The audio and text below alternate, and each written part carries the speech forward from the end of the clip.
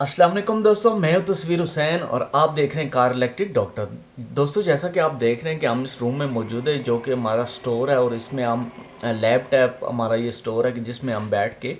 तो डिस्कस करते हैं कि अपने मसले मसाइल जो कि इलेक्ट्रिकल और मैकेनिकल हवाले से हमारे गाड़ियों में मौजूद हों या उनको समझने की कोशिश करते हैं। तो जैसा कि आप पिछली दो वीडियोस में हमने देखा कि हम इंजन के सेंसर्स और उसमें क्या क्या चीज़ इन्वॉल्व होती है, स्टार्टिंग में क्या मसला हो रहा है, फ्यूल एवरेज का, या गाड़ी में और कोई ट्रबल हो तो वो किस तरह से क्या क्या चीज़ें उनमें इन्वॉल्व होती हैं, इन सारी चीज़ों पे हम बात कर रहे थे। और पिछली दो वीडियोस में हमने बात की है कैम शाफ्ट सेंसर और आपके क्रैंक शाफ्ट सेंसर के बारे में और प्लगिंग के बारे में, इंजेक्टर्स क्या होते हैं, किस तरह से काम करते हैं, उसी को आगे लेकर चलेंगे। आप थोड़ा सा उस पर मज़ीद एक और दो चीज़ें समझने की कोशिश करेंगे और हम कोशिश करेंगे कि ये जो हमारे सेशन चल रहे हैं इन सारों में तकरीबन हम अपने कंप्लीट करें इसको, सारे सेंसर्स पे बात करके सारे सेंसर्स की वायरिंग वगैरह किस तरह से आती है, कहाँ कहाँ और क्या क्या चीज़ें इन्वॉल्व हैं उसमें और किस तरह से चाह रहा है ये सारा काम। तो बोर्ड जी हमारे पास है मौजूद। और पिछली वीडियो में हमने देखा था कि किस तरह से स्विच ऑन होता है और वो यहाँ पे अगर मोबिलाइज़र लगा है तो वो इसको सिग्नल भेजता है, ये इसको अलाउ करता है तो फ्यूज़ बॉक्स रिले से होता हुआ इंजेक्टर्स में आ जाता है आपका इग्निशन का करंट और बाहर भी जिधर जिधर उसने जाना होता है। और एक और तरीका ये था कि यहाँ से पहले फ्यूज़ बॉक्स में आ जाता है, फिर रिले से, फिर एम्बुलाइज़र, ट्रैकर, मोबिलाइज़र, और वहाँ से जब वो प्रोग्रामिंग हो या इसमें आपकी जो चिप लगी होती है आपकी की में, वो इसको अलाउ करती है तो ये फिर उसके बाद आ जाता है यहाँ पे। दूसरी तरफ हमने ये देखा था कि यहाँ पे लगा हमारा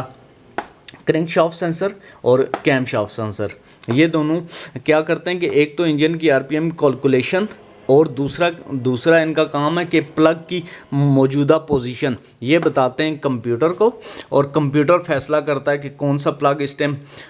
ऊपर है, कौन सा नीचे है, किस प्लग पे हमें पेट्रोल की ज़रूरत है और किस प्लग पे हमें फायर की ज़रूरत है। यहाँ ये जो आपके पिस्टन्स हैं इनके ऊपर इंजेक्टर भी लगे होते हैं और इधर ही साथ इसकी लगी होती हैं कोयल्स। कोयल का काम है, कोयल करती है लाइटर का काम,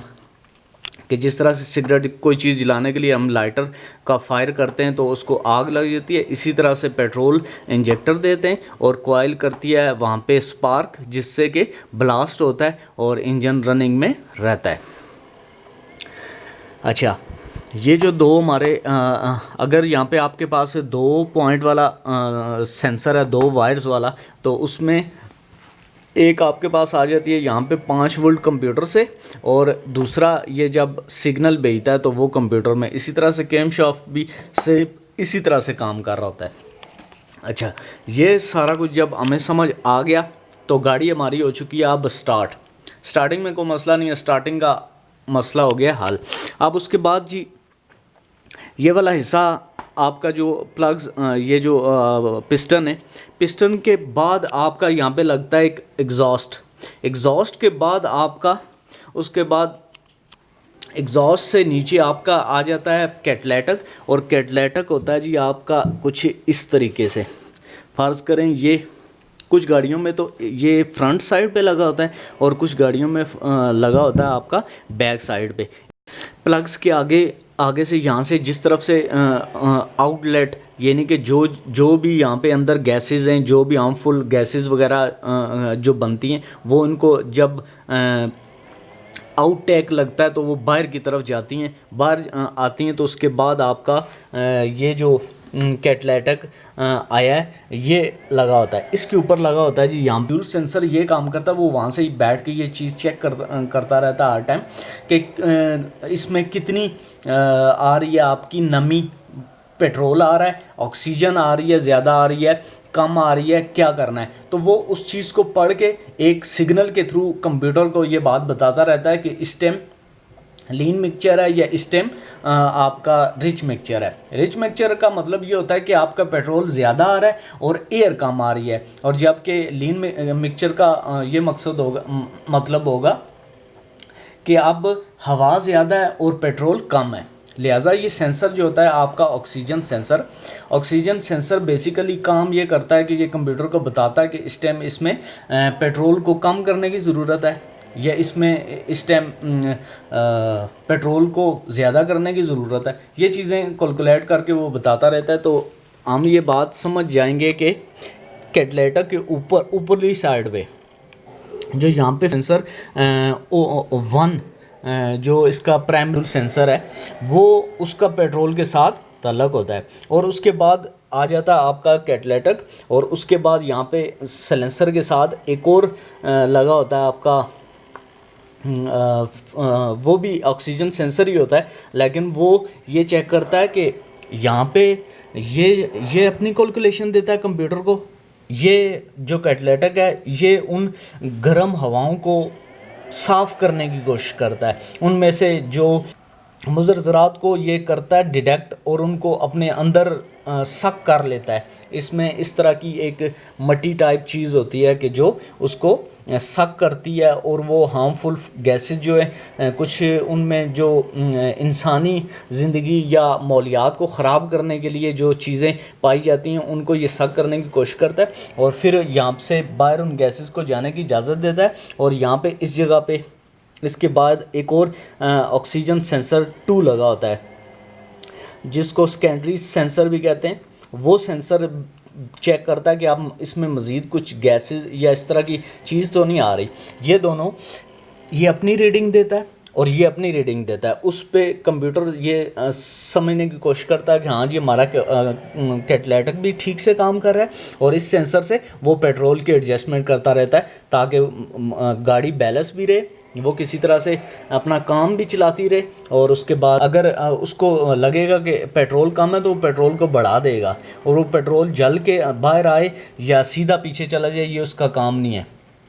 अगर आपका ये सेंसर ठीक होगा, बिल्कुल सही से काम कर रहा होगा, तो ये कंप्यूटर को सही कैलकुलेशन देगा, और उसके बाद कंप्यूटर आपकी फ्यूल एवरेज को बेहतर करने की कोशिश करेगा, और इतनी कोशिश करेगा कि आपकी मिसिंग भी ना हो गाड़ी में, इसको लोड भी ना पड़े और काम भी चलता रहे। और ये कैटलेटर अमूमन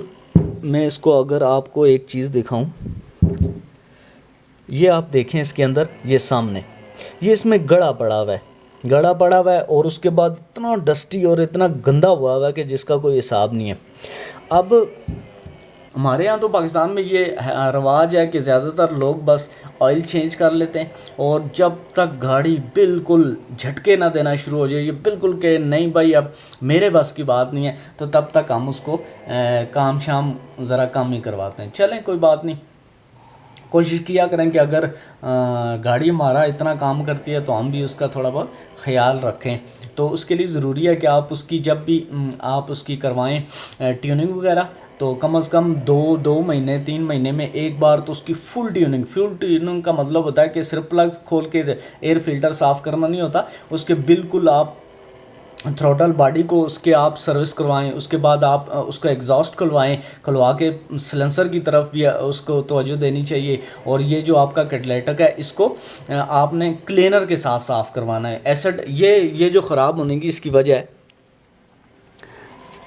ये जो इसका ये अंदर की तरफ ये गड़ा पड़ा हुआ है, ये गड़ा इस वजह से पड़ा है कि इसमें किसी ने एसिड डाला होगा, और एसिड के बाद उसने इसको इसी तरह छोड़ दिया होगा। एसिड तो खा जाता है हर चीज़ को, और जब मिट्टी किसी चीज़ में डस्ट बनी हो उसके ऊपर आप एसिड डालें तो वो तो उसका बिल्कुल होलिया ही बिगाड़ देता है। तो क्लीनर के साथ साफ़ करना चाहिए इसको, इसकी जाली का ख्याल रखना चाहिए, बहुत असासी चीज़ होती है वो। और उसके बाद जी इसको आप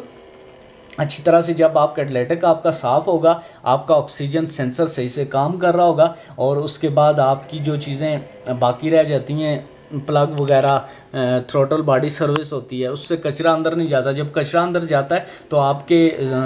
वाल्व्स हैं जो उनकी सीटें कट जाती हैं, उससे प्रेशर लीक होता है, और फिर भी गाड़ी में वो मज़ा नहीं रहता। और आपने जब भी इसको साफ़ करवाना है तो किसी क्लीनर से साफ़ करवाना है, इसमें एसिड नहीं डालना। और बास टाइम अगर कोई बवक्त मजबूरी आपको एसिड डालना भी पड़ जाए, आप इसमें एसिड जो ही डाल के थोड़ी देर इसको छोड़ें, और उसके बाद फ़ौरन इसमें पानी डालें ताकि वो नीचे से बिल्कुल नीचे की तरफ निकल जाए। बहुत ही मजबूरी हो तब ऐसा करें, वरना इसको आपने हमेशा साफ़ करना है इसके क्लीनर के साथ। और क्लीनर भी ज़रूरी नहीं है कि कोई ख़ास क्लीनर हो जिससे थ्रॉटल बॉडी वगैरह हम साफ़ करते हैं। और ये जो आम क्लीनर मिलता है injector cleaner, throttle body cleaner, उस क्लीनर से भी साफ़ हो जाता है। मकसद तो यही है कि वो जो डस्ट इसके ऊपर जमी हुई हो उस डस्ट को हटाना है और वो हट जाती है। तो इस वीडियो में हमने ये समझा कि ऑक्सीजन सेंसर हमारे दो किधर लगे होते हैं और किस तरह से वो काम कर रहे होते हैं, और कैटेलिटर किस तरह से काम करता है और इसको हमने किस तरह से ठीक करना है। अब नेक्स्ट वीडियो आएगी उसमें इसके बाकी के जो इंजन के ऊपरी साइड पे जितने भी सेंसर लगे होते हैं इंशाल्लाह उन सारों को क्लियर करके तो इस अपने लेसन को करेंगे कंप्लीट और फिर किसी और तरफ जाएंगे। अल्लाह हाफिज़।